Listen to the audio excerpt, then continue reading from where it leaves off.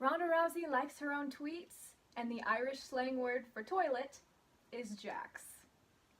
Hi, welcome to the Suplex Siblings web series, where we talk about all things entertainment, mostly in the sports entertainment realm, but entertainment in general. Bizarre voices? We use bizarre voices, and we also talk about Becky Lynch all day, every day. Literally. Because that's all there is in wrestling right now. That's all there is in entertainment right now.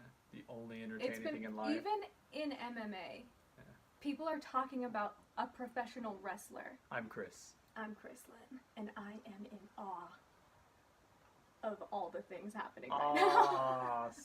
Oh, that's a cool thing. People that happens. Like, I mean, always been a fan of The Miz, but like as a heel, obviously, because when the last time he was a face was like 2012 or something like that. Like, it's been years, and now suddenly it's like everyone's on board. We like it. We like what we're seeing. Daniel Bryan's a heel. Like, I don't know what's happening, but you know, we've talked about this before. How we've always liked The Miz. A bunch of marks and everything. They don't like him. Whatever. There's people that do like him, but we've always been big fans. But he's always gotten general heel heat. Yeah, he gets real heel heat because his character is so unlikable. Yeah. Like, he's let's so be honest. unlikable. If it wasn't a character, we wouldn't like him. Honestly, because like it wouldn't be entertaining. Yeah. Like he's a fun character. It's just like, Chris Jericho. He portrays this character that's very unlikable, but it's so fun. But then there's people like Becky who are just too likable, and we can't boo her because it's impossible. It's physically impossible. Like, you try, and then your body's like, this is not correct. Yay, she's here. That's how it works. Everything that has happened in the past week has been weird, and we've been talking about how everything feels weird, but then there are some cool things here and there, but everything just feels weird. It does. And obviously in the previous video we talked about the issue with Nia Jax and Becky, and it's getting worse. It is. Because now WWE, they're building on it, and they're rewarding an unsafe competitor for injuring their top star and tarnishing the main attraction of their pay-per-view. Sure. And also, it's common knowledge that the champion is the locker room leader, and that was Becky. She was SmackDown's locker room leader, and not only that, but she still is, the face of SmackDown, the face of WWE, and so Nia's actions, it threw a wrench in everything. It's really sad. And I was saying that I feel like it could be a bit of a stretch, but I feel like that's why there's been so many weird things and so many drastic changes, is because, look at it. Daniel Bryan, champion. Heel champion. Heel champion. He turned heel, he's champion. Miz turned face.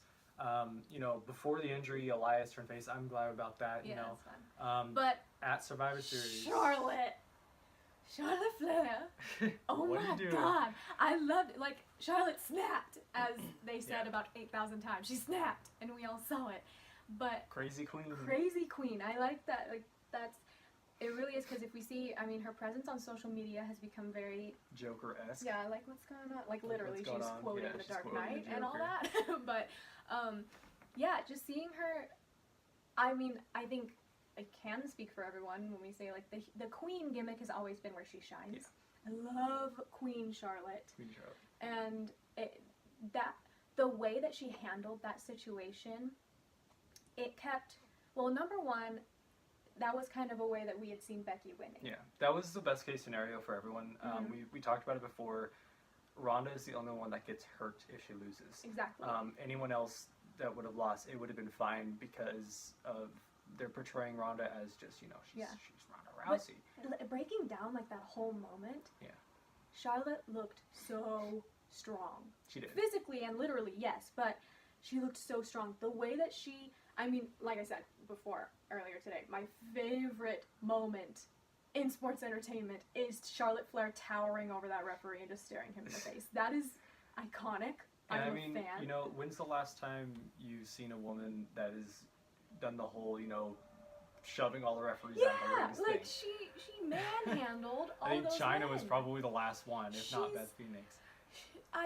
I was blown away, and obviously, you know, I say it all the time, we know how strong Charlotte is, but when she does something like that, you're reminded, like, dang, like, she's it. And it's funny because I see a lot of people comparing, like, she's trying to be Becky right now, but I don't see that with Charlotte.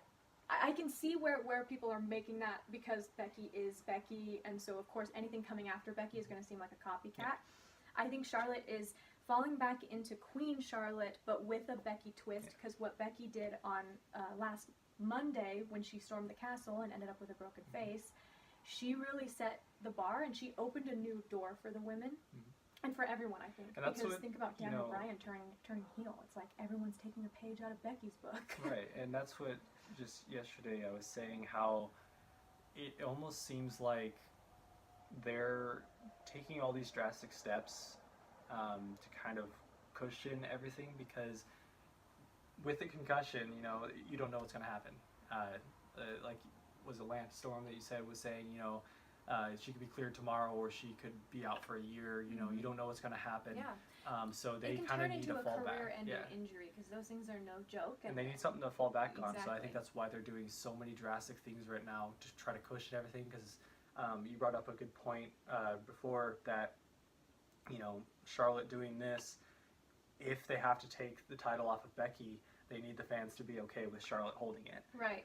And I think that would be a scenario where, no matter what, if Becky ever has to relinquish that title, nobody's going to be happy. No. I'm not going to be happy. Nobody in that crowd. But they still need to cushion it as much as they can. But yeah, if it comes down to it, and she really can't be back in a few months, you know what I mean? That's a long time to not defend the title, and I'm sure Becky understands that, which is a bummer. It's like, it's awful, but they do have to have a fallback, a backup plan. And with Charlotte, I think people would still be frustrated, you know, that she got the title back. However, we're on board with Charlotte now, you know, and it's such a different, if she hadn't made this shift, it would be, let's be honest, it wasn't a heel turn, it was ultimate babyface red turn. Hot flaming babyface, like that. It's, and you know, strangely enough, as much, we keep calling the Daniel Bryan thing a heel turn, it is technically a heel turn, but at the same time, you know, it's something fresh.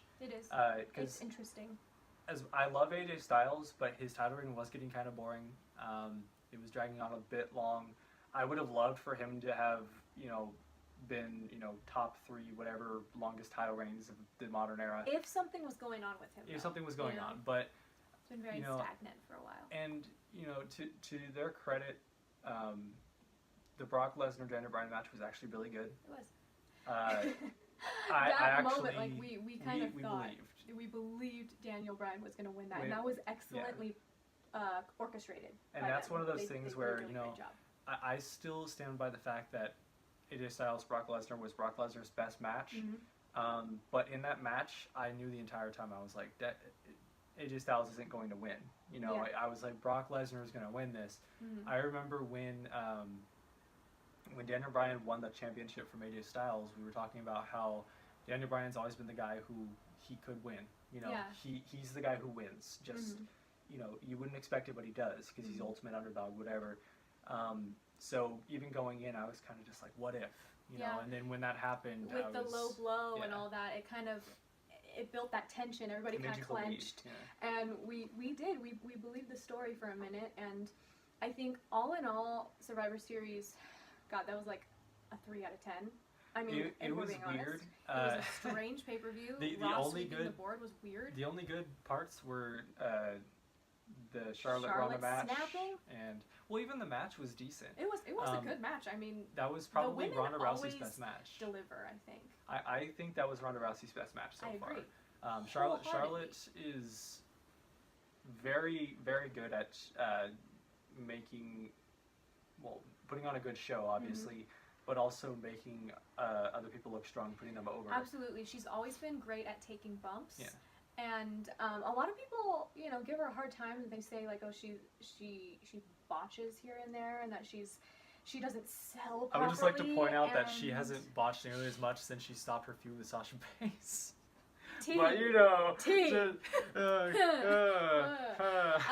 but no, you're right, and I never see Charlotte botching. I see that she's taller than everybody, and so she's awkward. Yeah. So it, I get the whole, because with her feud with Carmella, there was a few moments. Those here were and good there. matches, though. They were good matches. There was just a few moments here and there. I think it was really just the chemistry, because they never really had matches in NXT. Mm-hmm. They haven't really had a whole lot of matches on the main roster. But if you look at her style in the ring, like, she's very well-rounded. Yeah. We've said it before. She's a versatile competitor. Power, high flyer, technician. But she also has really great ring awareness. Yeah. And even when she does have those kind of flip-floppy botch moments, which I don't even consider them botches, really, she's very aware of where she is. She makes sure to consider the safety of her opponent. Yeah. And unlike some people that we know, and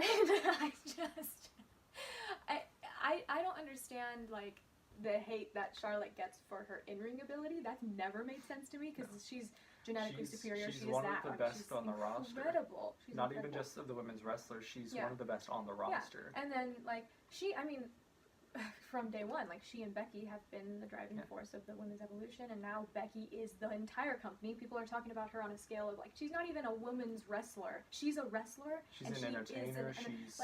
She's global. That's what I was saying before, was that, she's global. She's a global superstar now. I'm throwing this out there, it's kind of a bit of a stretch to some people, but she's kind of reached that John Cena level already, where she's kind of worldwide. As far as star power and recognizable. Figure. Yeah. She's reached this point already in her career, and she's not done. Oh, I know. That's why it's so interesting. Is we were just talking about this recently, about how she reached her tipping point, because we watched her kind of go like this throughout her career. There's a difference between the tipping point and the peak, which I feel like a lot of people will mix up. The tipping point, she's just riding now. Yeah. She is riding, and it's like now everything is just happening. And of course, she has this pitfall right now of being injured. However, her momentum has not stopped. No. Everywhere. I mean, just on Raw this week, with Ronda out there, the crowd is still chanting, "We want Becky." And let's be honest, this is the only time Nia Jax has been relevant, is injuring a champ. To be honest, and it's a really unfortunate way for her to get that spotlight, and it's really it makes me really angry at the company, like, on a serious note, because they're manipulating the audience right now by kind of utilizing the endangerment of their competitors to fabricate this heel heat for Nia Jax. And we had said before, they're probably thinking, okay, if we don't get behind this, then it's just going to make us look even worse than we already do. Yeah. It is a lose-lose situation for them no matter what. Well, of course it is, but it's also, to me, as a fan, we're paying money to be entertained by this. We're not stupid. We're not stupid. Problem, and we know that the heat that Nia's getting, us booing her out of the building, it's not because, she's a great heel, my God. It's, you're an unsafe competitor. We don't want you hurting people that we like to see. Right. And I think that's really where you have to differentiate, because there's heel heat, there's Roman Reigns heat, there's Nia Jax heat. Heel heat, this guy's such a good heel, we're gonna boo him. The Miz, Jinder Mahal. Vicky Guerrero. Jinder Mahal is a perfect example, I think, for right now. People don't like him, they boo him, but they love him, because he's that guy where if you meet him on the street, you're gonna be like, oh, it's Jinder Mahal. Exactly. Roman Reigns, people don't like that he gets pushed, whatever, they don't like that. You meet him on the street, oh my God, it's Roman Reigns. Nia Jax, people legitimately, they don't like him. They're upset. They don't like her. She's the person that if you meet her on the street, it's just Nia Jax. Honestly, I would have to avoid her because I'm so angry. And I think you know what I mean? I think it doesn't help that it's not a character. Honestly, right. It sucks to say, but she's on Total Divas. Yeah. Apparently, she's that way. Well, speaking of that show, like, it's so weird to me. Like, the first 2 seasons or whatever, they would actually talk about wrestling. They would talk about their training and what goes on behind the scenes. It was really fascinating as a fan. And now it's just a reality show where they get drunk on random vacations and scream at each other. No thanks, But as you were saying, though, the way that it was orchestrated, as far as, you know, her punch to the face, the straight up punch to the face. We were talking about botches a minute ago. That's not a botch. That's not a botch. So a botch, for everybody, I'm sure you know, but it's a mistake that occurs when a competitor miscalculates the direction of a strike or a maneuver. Punching someone in the face without the slightest hesitation is not a botch. That is a rookie reaction. That's dangerous, and it's inexcusable, and it's something that it shouldn't be taken lightly. And I don't get why they're taking it lightly. Okay, we don't know what goes on behind the scenes. No. We don't know if she's had to pay a fine. We don't know. I'm sure she's been spoken to or something. But what we see is her being pushed into a top spot and them using our emotions to get her over. And it's manipulative and it's wrong. And that is what you said, wrong. That's really what it comes down to, is it's just, especially because just recently, you know, you had Stephanie McMahon and Triple H and whatnot saying, we listen to the fans, you know. Do you? Sure, you know, maybe they have a long-term sort of plan for this. At this point in time, like you said, what we're seeing is that she's getting a push for what she did. Exactly. But the problem is that you don't have someone like Stephanie McMahon coming out and saying, you know, oh, good job taking out the champion. If they were doing that, I feel like that would be different, because then that would be incorporating it into the storyline. It would kind of steer things in a different direction. Now they're just using on the face breaker. And yeah, that's the thing, is that instead, no one else is mentioning it but her, and it's on social media and whatnot, and she's still getting the push. It almost feels like the company is saying, that's okay. Yeah, you can do fine. that. You can do that. You can rub it in people's faces that you injured somebody severely, someone that they love. No, okay, say it's not Becky Lynch. Say it's not the top guy. Say it's like Lana, Carmella, you know, people that I someone would doesn't still like. Yeah. be over here like, are you kidding? Yeah. Like, she busted that person's face open. And this is the thing. People can talk about, oh, it was an accident, or oh, you shouldn't be all mad at Nia. Okay, yeah, it's not 100% her fault. It's the company is responsible for the aftermath. But in the moment, yeah, I'm a little mad at her, because you see it. There's no hesitation. There's no reaction. She doesn't even attempt to pull her punch. She doesn't even pause. That's really what it comes down to. Is it's, if you watch what happened, for a solid second, she turns, looks her dead in the eye, and then just follows through with the punch. Right. You know, at first, before I saw anything, people were saying, "Oh, it was an elbow to the face," you know, blah blah blah. Right, no, that was a punch. It was a punch. An elbow could have been excused as an accident. You know, maybe, you know, if it was on the jaw, that could have been an accident. It was directly in the face. When I had listened to Lance Storm speak on the topic, and it was very interesting. If anybody wants to see it, I'll probably like link it or something so people could hear it. It was very fascinating the way that he spoke about it, because he is a wrestler. He knows the business. He knows how they're trained, and he was talking about how they're taught to really aim for a safe spot. Right. Because in, you know, the scenario where a botch occurs and you miscalculate the direction of your strike, you hit them in the shoulder, you hit them somewhere where, you know, they can't be look at a lot of the injured. women when they throw forearms. A lot of the time it hits them like on the side of the neck, right here. maybe, you know, like towards the ear, in the collarbone, shoulder, whatever. This general area is where they aim Even for. if you see Becky and who else was on the other side? I can't remember. When they were on Nia, they're hitting her shoulders, they're hitting the chest, they're hitting safe zones. And so it's not punches. It's not punches. It's forearms. Forearms. It's, you know, it's and overhands. Slaps and things, you know, and things that can look authentic because of the speed, you know, and the intensity in the moment. And, you know, it's like one of those things where Nia Jax, she's a bigger girl, so, you know, a regular punch isn't going to phase her anyway, so they kind of have to, you know, whatever. So they're kind of rolling with it. But I think about that scenario and I'm like, we all would have bought it, because first of all, the camera wasn't even close enough to see, you know, the main camera, no. Yeah, until they zoomed in and they showed us. If she had just like faked a shot and Becky sold it, because that's what they do, they're professionals, nobody would have been like, oh, Nia didn't even hit her. No. You know, nobody would have. That's why in that moment it's like, she punched her in the face. That's plain and simple. She punched her in the face. And it's like, nobody seems to bat an eye about it. Now, just imagine, because she has a future title opportunity. Yeah.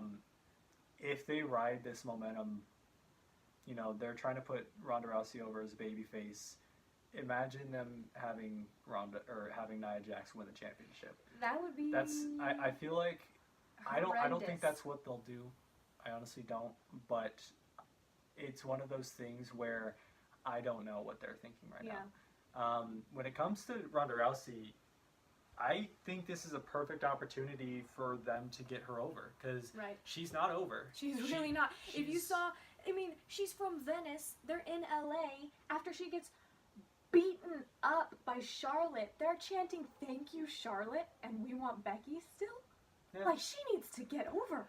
She's not babyface. This is the perfect opportunity for them to do that, but it's also kind of the worst timing, because I see that they're trying to, you know, continue the momentum of Ronda Becky, but at the same time there is a way that they can work with it. What I'm thinking, you know, they should have, if they want to get Ronda over as a babyface, you know, have her call out Nia Jax and say, you know, you have a future title opportunity. You call yourself the face breaker, huh? You like breaking faces. What if I break your arm, sort of thing. Right, you know? and then end it right there, and have, you know, Ronda come out clean, victory, have the crowd be so behind her. Or, you know, even better, you know, they could continue and feed off of the Becky thing, the feud, and say, you know, oh, you broke that champ's face, you know, try to do the same to me. Exactly. Continue with the rivalry while still shutting down and then when Nia Jax. When Ronda Rousey, you know, she comes out on top, she can say, oh, hey, I took a punch and still got up and won, and I'm still fighting, you know, I'm still here. Right. Where are you? Perfect setup for WrestleMania, or whatever they're planning on for the two of them, you know, and Becky is the main event. She's what everybody wants to see, and so that would be like the perfect, you know, momentum and the perfect just trajectory. Yeah, it would like skyrocket her straight into that moment. I feel like that's really the kind of thing that they have to do if they want the crowd to be split. Because let's be honest, at this point in time and in the future, Becky is going to be cheered over everyone. What. Yeah. Even if they did this, she's going to get cheered more, but I don't think she'll get booed out of the building if they actually attempt to put her over in a good way. And I think that has a lot to do with her as well, with what she wants to do, because let's be honest, that Survivor Series, she looked miserable from the reactions. She did not look happy at all. Yeah, and I can imagine, you know, being in that position, especially where you hometown are, advantage. And you are the baby face, and hearing that, it's got to be heartbreaking and gut wrenching. And so she really needs needs something, because she needs to get some people behind. She has some fans. It's not like everybody hates her. No, and she's not getting a Roman Reigns style, you know, reaction in that building. But it's unfortunate, and they need to. It's almost like she has fans identical to the Bella Twins, though. I feel like, because she has her group of fans that they're really not fans of the sport. They're really just fans of the person. The name. The name. They're fans of Ronda Rousey. It's just like, you know, there's a lot of John Cena marks, you know, or people that they just follow the crowd and they only say John Cena sucks because it's cool, or like they boo Jinder Mahal because everyone else is doing it, something like that, you know. But I think that they have a solid chance to get her real fans. You know, I'm not saying that everyone is like a fake fan or whatever. But I don't think she has legitimate WWE Universe support yet. No, she has Ronda Rousey support. Yeah, which is great, but she can't hold that forever, because, you know, we've said it before, but once she loses the title, she's done. She's done. So she needs something. She needs to be supported by the WWE Universe and have them behind her. And I think that's why at WrestleMania, I think best case scenario for that match, don't make it a title match. Yeah. Make it a champion versus champion. It would be great if they did a title for title, but they shouldn't. Because can you just imagine Becky as both champions? Because nothing to do with titles. They just need to have their match and have it just be what it is. The greatest women's match of all time. The first time women main event WrestleMania or whatever, it's both champions. It's not just one champion. And that's the perfect opportunity. That is absolutely perfect. That would make both brands look strong. Right. That would make all of the women look strong. No matter who wins or loses, they main evented. Exactly. And like I said, that way neither one loses the championship. They're both still champion. They both look strong either way. They both Ronda just Rousey, made history. they both just made history.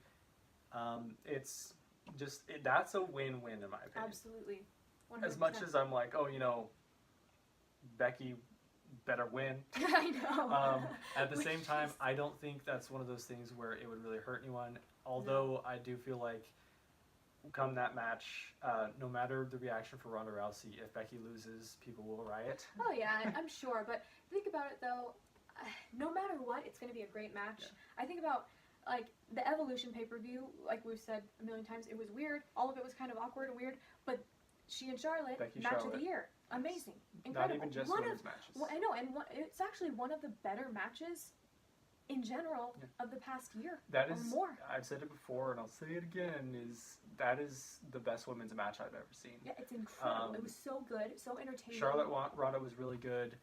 There's a lot of matches. People always talk about Sasha Bailey. I'm not a big fan of the match, but it's okay. It was not like that. Charlotte and Becky match was just on another level. Yeah. Because they were so focused on entertaining the crowd that it was like every trick they could pull out of their sleeve they did, and it was so fun. I mean, it was like kind of everyone's like stressed out. Well, but and so you said it before about that match. Becky, she's not a high flyer. She doesn't do all these high flying things that Charlotte does on a day-to-day basis. So to see her do that in a match, I think that's brilliant. Upped the scale. It really did, because it makes it special, and it makes you realize that this is a big deal for her. This is a big match. Yeah, this is important. This matters. Important. Yeah. Like, this matters to her. It's not just a match. Yeah, it's not just, it's just a match for the title.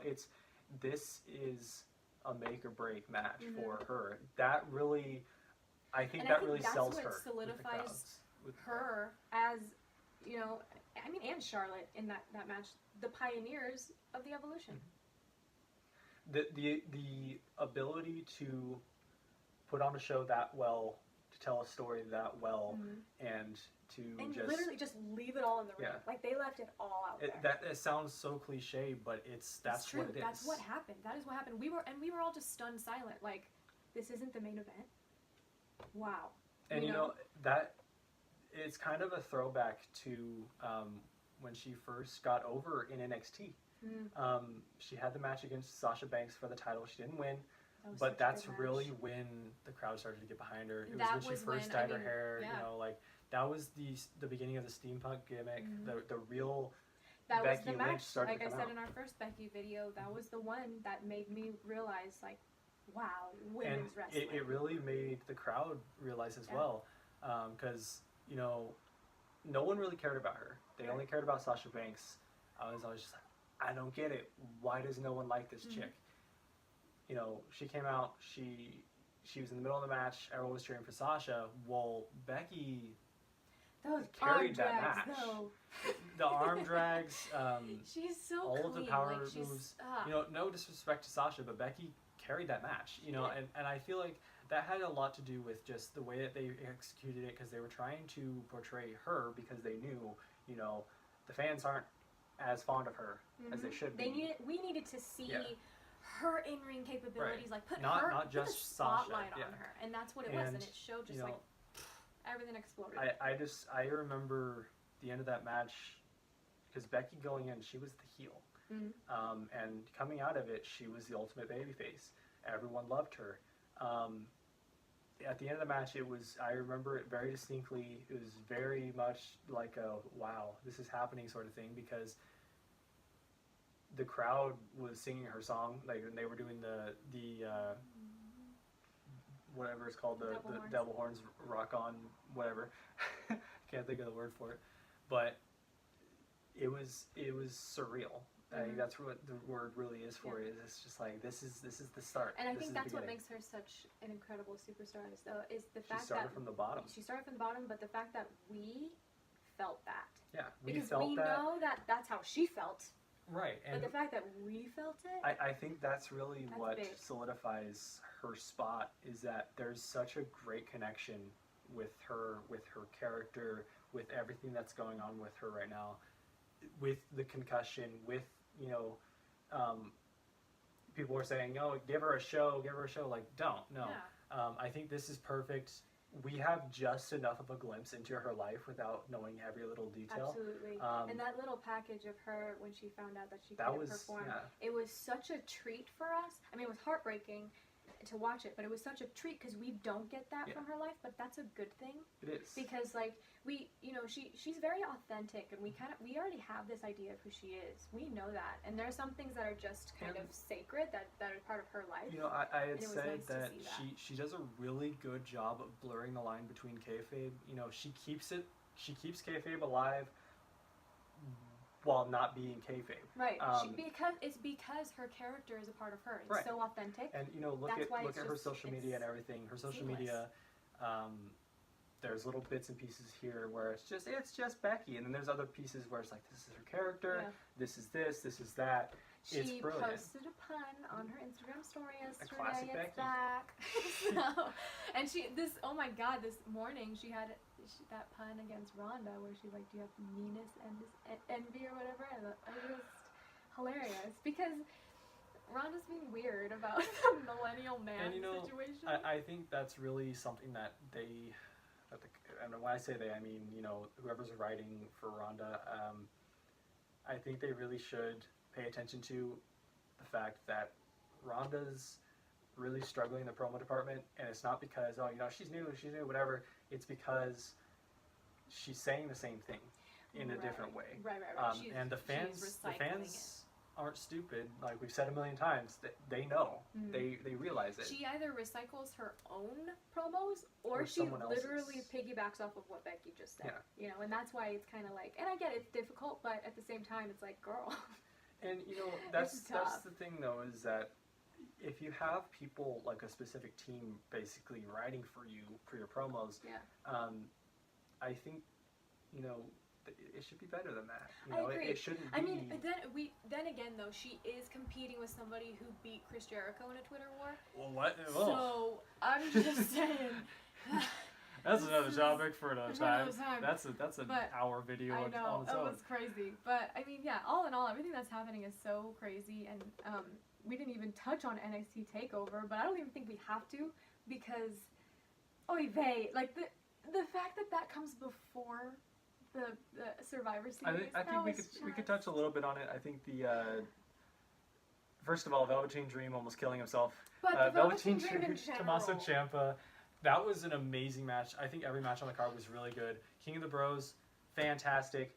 The War Games match alone, that was brutal. That was brutal. I love Ricochet more than anything except Becky. I honestly think that match alone just blew Survivor Series away. It tore the house down. Like it was. We all knew it was gonna happen. NXT always does that. Oh yeah. We said before that it almost feels like WWE is trying to bring Attitude Era back in a very strange way. Weird way. I think NXT is doing it so well, though. They are. Perfect, because Pete Dunne is kind of he's just that. He just is that. Yeah, they've always kind of had that Attitude Era-esque feel. Yeah. War Games kind of brought it to another level. I agree. But I think the real distinction is that it was still very PG. People always complain about PG, but that was Attitude Era in the PG. Though. They do it well. And look at NXT. Becky is even doing, Attitude Era-esque promos and whatnot. It's still PG. People, they're always complaining about it, but there's a lot that they can do with the rating. Agree. And I feel like WWE just has been afraid to go too far in the past, which I get it. They play it safe, but then they also take weird risks, like Nia Jax. Yeah. But with TakeOver, though, War Games, it was... I don't know. King of the bros guy, I'm still not on board, but that was interesting. That he won in 5 seconds, whatever. But I think, you know, the women's match, I mean, solid. It's crazy because I didn't really, you know, Kairi Sane didn't wow me. No. You know, and Shayna Baszler, I liked her, but she didn't wow me. But something about that one was like, well, big. And you know, I still think it's kind of weird to have Shayna as the champion, like having her win it back, but at the same time, she's such a unique the character. thing with her though is that the title looks so good on her. It does. That is her title. That's no what one it's else kind of can come have down to. it. Because look at Pete Dunne. The UK Championship. That's his championship. Look at Rhea Ripley, who hasn't won yet. It just started. We don't know who's gonna win that yet. You were saying. The title just looks really good on her. Yeah. It's a little weird what they're doing with the 4 horsewomen thing. I know, but every time they come out there, I'm just like, who are you? Who are you? I don't know you. But Shayna is, I think she's a classic heel. You know what I mean? Because she doesn't have to try. No. She just has a presence that just is off-putting. She has the attitude ominous gimmick. Like, she is just attitude. Yeah. It's not Attitude Era. It's not whatever. It's just attitude. She just exudes that. And that's a perfect thing. That's what the women's division She's the needs. kind of superstar, though, that I'd be worried to see come up to the main roster because she is very NXT. At this point in time, yes. Especially with Ronda Rousey as the champion. She's definitely a Raw roster person. We've just seen what's happened with Ember Moon and whatnot. They've kind of gone to the bottom of the pile. So it's a little scary. It seems to happen with almost everyone that comes up from NXT unless you're Nia Jax. I don't understand this. Who didn't win the championship at all. But anyway. Who barely... Okay. I just have to continue with this because I'm so... Even in NXT, no one was behind Nia Jax. No. She needed more work. Her matches were boring. She came up, she won the championship. Her championship reign was boring. It's sad, but in NXT, that's really when the injuries started. She injured... she's injured Asuka, she's injured Bayley, you know. It all comes down to a track record here. Yeah. You know what I mean? It's like, we can talk all day about how Brie Bella is botchamania times 20, but that's just it. She botches. We are not associated with botchamania. Please don't sue us. Yeah, don't do that. But Nia, like I said, you know, is not a botch. She just doesn't have control in the moment. She reacts in a concerning way. I think really the word for it is rookie. Yes. Rookie move, rookie mistake. But on that note, I think I'm done. Are you done ranting? And ranting and griping. Oh.